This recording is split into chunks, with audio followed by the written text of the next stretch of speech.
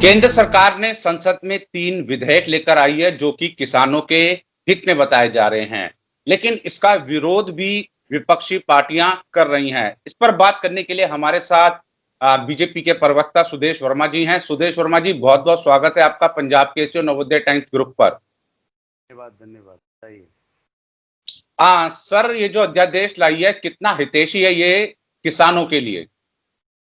देखिए, हम लोगों का शुरू से मानना है कि हर वो प्रयास करने चाहिए किसानों को के फसल का उचित दाम मिल सके। हमारा प्रयास है कि दुगना दाम मिल सके और इसके लिए हर प्रयास सरकार कर रही है। ये जो अमेंडमेंट्स लाए गए जिसमें कन्वर्ट किया जाता है में है, और जब आप ऑर्डिनेंस से कोई लॉ लाते हैं तो उसको पार्लियामेंट जब होता है तो उसमें लाया जाता है, लॉ इनैक्ट हो सके। और आपको पता है कि एक पैनल था, इसमें 6 मुख्यमंत्री और वाइडर कंसेंसस के बाद ये बिल लाया गया है। और इसमें कोई फोर्स नहीं कर रहा किसान को एक पैरेलल ऑप्शन दे रहा है। किसान चाहे तो, जैसे आज के दिन किसान चाहे तो वो स्टेट की बाउंड्री को पार नहीं कर सकता, अब वो जहां भी उसको अच्छा दाम मिलेगा अपने फसल को वो बेच सकता है। और एक नॉर्मेटिव लॉ बनाया जा रहा है जिससे कि किसान बच सके। मान लीजिए जैसे आज भी वो प्राइवेट एग्रीमेंट करता है प्रोड्यूस के लिए, लेकिन एक ऐसा एग्रीमेंट जो उसे बचाता है। कल को मान लीजिए जैसे कि जो कॉन्ट्रैक्ट फार्मिंग की लोग बात करते हैं कॉर्पोरेट सेक्टर की, उन्हें समझ में नहीं आ रहा है ये बात, क्योंकि जमीन का कॉन्ट्रैक्ट नहीं है, कॉन्ट्रैक्ट प्रोड्यूस के लिए है। जैसे मान लीजिए सरकार ने कहा है कि एमएसपी रेजिम रहेगा, मिनिमम सपोर्ट प्राइस रहेगा। इसका मतलब है कि मिनिमम सपोर्ट प्राइस के ऊपर ही एग्रीमेंट करेगा कोई किसान किसी से करेगा तो। और कल को अगर फसल के दाम ज्यादा हो जाते हैं तो उसको भी उसका परसेंटेज मिलेगा। ये नॉर्मेटिव लॉ भी नहीं है।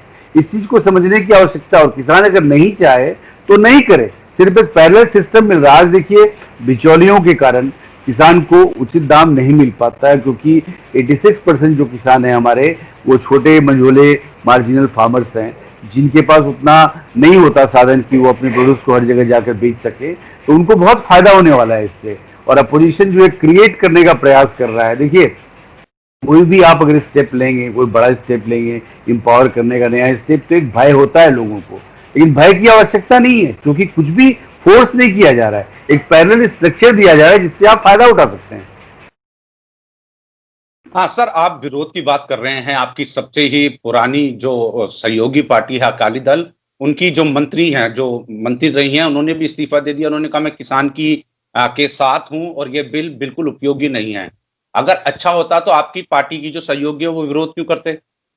देखिए, विरोध के अपने कारण हो सकते हैं, आपको पता है।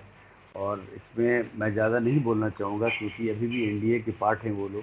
लेकिन आप ये सोचिए कि जो एनडीए के पार्ट नहीं है, जैसे शिवसेना, जैसे टीआरएस, जैसे टीडीपी, जैसे उड़ीसा की पार्टी बीजू जनता दल, ये सारे भी समर्थन में हैं। इनको समझ में आ रहा है। कांग्रेस का विरोध करना तो समझ में आता है, क्योंकि वो विपक्ष में है। यही बात कांग्रेस करती थी, इंपावर करना है, अड़तिया जो हैं, जो बिचौली हैं, उनको हटाना है, किसान को इंपावर करना है। और वही काम हम लोग कर रहे हैं तो उसको अपोज कर रहे हैं। उन्हें लगता है कि शायद किसानों का समर्थन मिल जाएगा, लेकिन जैसे जैसे किसानों को ये बात समझ में आएगी, क्योंकि एक परत आंख पर डाला जा रहा है पॉलिटिकल पोजीशन के कारण, जैसे जैसे उनको समझ में आएगा वो खुद समझ जाएंगे उनके फायदे के लिए है। तो सर, आप लोग जैसे जब भी बिल अध्यादेश आया है, आप लोग समझाइए ना, क्योंकि किसान भी विरोध पे बैठे हैं, कई जगहों पर देखा गया है और कई जगह आत्महत्या जैसी कोशिश भी की गई। तो आप लोग समझाइए कि अगर उन्हें समझा जाएगा तो विरोध नहीं करेंगे। लेकिन अभी की जो स्थिति है उसमें किसानों को लगता है कि ये हमारे खिलाफ बिल लाया गया है, जो आज की स्थिति है। देखिए, आप सही बोल रहे हैं। यहाँ कहीं न कहीं हम लोगों को समझाने का प्रयास फिर से करना होगा, और इसमें दो मत नहीं है। देखिए, कोई भी सरकार हो, बीजेपी की छोड़िए, किसान के खिलाफ नहीं जा सकती। तो किसान के खिलाफ आप क्यों जाएं? किसान तो आपके अन्नदाता हैं। आप किसानों को और एम्पावर करेंगे। और मैं तो ये बोल रहा हूँ हमारी पार्टी की तरफ से, देखिए, एक एक बिंदु पर बात हो। सिर्फ ये नहीं बोले कि बिल खराब है, ये नहीं बोले कि कॉर्पोरेटाइजेशन हो जाएगा, ये नहीं बोले किसानों का एक्सप्लॉइटेशन होगा। एक एक बात पर बात बोले, कैसे होगा।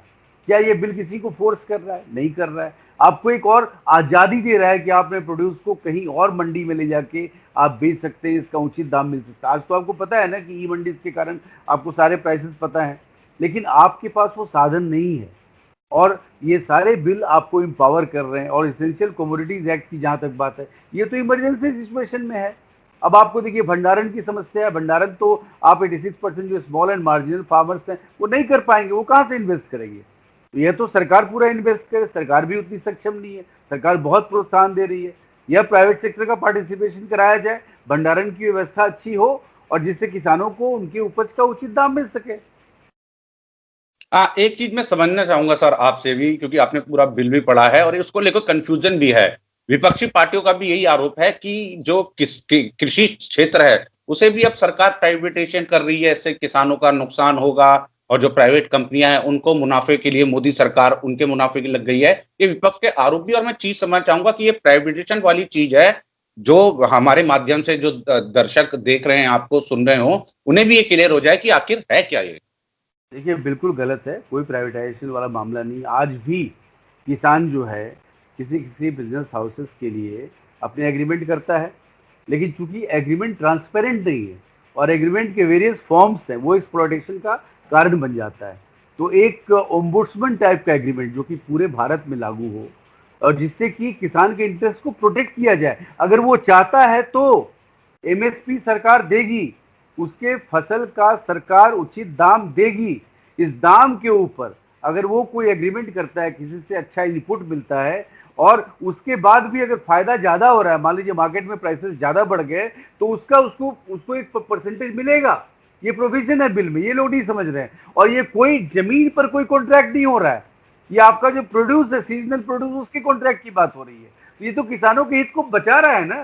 किसानों को कहां से एक्सप्लॉयटेशन हो रहा है? हम लोग थोड़ी ना प्राइवेटाइज होने देंगे इस तरह से, ऐसा नहीं है। किसानों के हित को हम लोग समझते हैं और नरेंद्र मोदी जी का कमिटमेंट है किसानों के फसल का दुगना दाम मिले, उस ओर प्रयास हो रहा है। एक पैरेलल सिस्टम दिया जा रहा है, इसका किसान उपयोग कर सकते हैं और सरकार के गाइडेंस में सरकार अपना हाथ नहीं हटा रही, किसी का कोई एक्सप्लॉयटेशन नहीं होने वाला। हाँ सर, क्योंकि हम जिस जगह रहते हैं देश की राजधानी दिल्ली में, तो वहां के भी मुख्यमंत्री ने अभी ट्वीट किया है और कहा है कि सभी विपक्षी दलों को जो है राज्यसभा में सभी को विरोध करना चाहिए ताकि राज्यसभा में बिल पास ना हो सके। देखिए सदन का जो पटल है वो बहस के लिए है और हर बिंदु पर बहस होना चाहिए। आपने देखा कि हमारे मंत्री जी नरेंद्र सिंह तोमर जी, उन्होंने बहुत बारीकी से चीज़ों को समझाया है। इसके बाद कोई पॉइंट्स पर डिस्कस करना है तो समझ में आता है, सिर्फ विरोध करना है तो फिर विरोध करिए आप, लोगों को सच पता लगेगा, आप आइसोलेट हो जाइएगा। हमने तो खुला बोला है कि आप एक एक बिंदु पर बात करें और बिंदु पर हमें घेरने का प्रयास करें आप। अगर हम नहीं सक्षम है बताने में तो आप बोलें कि हम गलत हैं।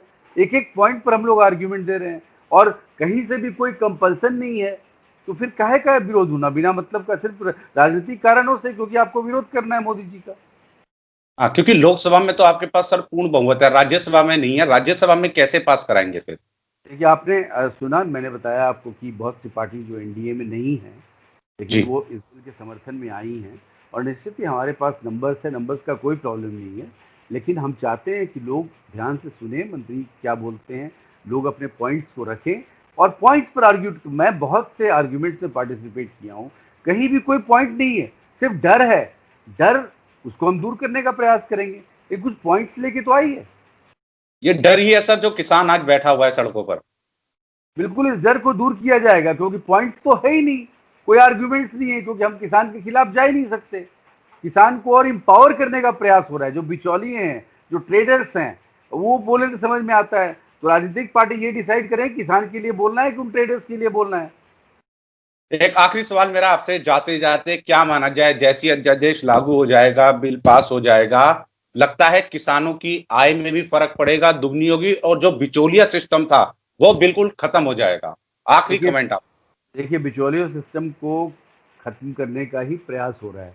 जो एपीएमसी मार्केट होते थे उसमें रिफॉर्म नहीं हुआ, केंद्र के कहने के बाद भी डिफरेंट स्टेट्स में एपीएमसी डिफरेंट तरीके से फंक्शन करती है। और आप क्यों किसान को फोर्स करें कि अपने प्रोड्यूस को वो जाके फसल को उसी एपीएमसी में बेचे? अगर अच्छा मिल रहा है कहीं और प्राइस तो वो कहीं और जा सकता है, और पहले से ही उसे पता हो कि उसे इतना मिलेगा। मान लीजिए सरकार ने एमएसपी डिक्लेयर किया और उससे भी अच्छा प्राइस उसको मिल रहा है, तो वो क्यों नहीं वो प्राइस करे, अच्छा इनपुट लगे और उसके बाद फिर बिचौलिए रहेंगे नहीं, तो सीधे वो डायरेक्ट संवाद कर सकता है मार्केट के साथ। किसान तो बात भी नहीं है, फिर किसान बात भी नहीं है। बिल्कुल नहीं है, कोई कोई किसी पर बाध्य नहीं है। इस कंट्री में कोई ये कोई चाइना थोड़ी ना है कि आप कुछ फोर्स कर देंगे। यहाँ तो ऑप्शन दिया जा रहा है।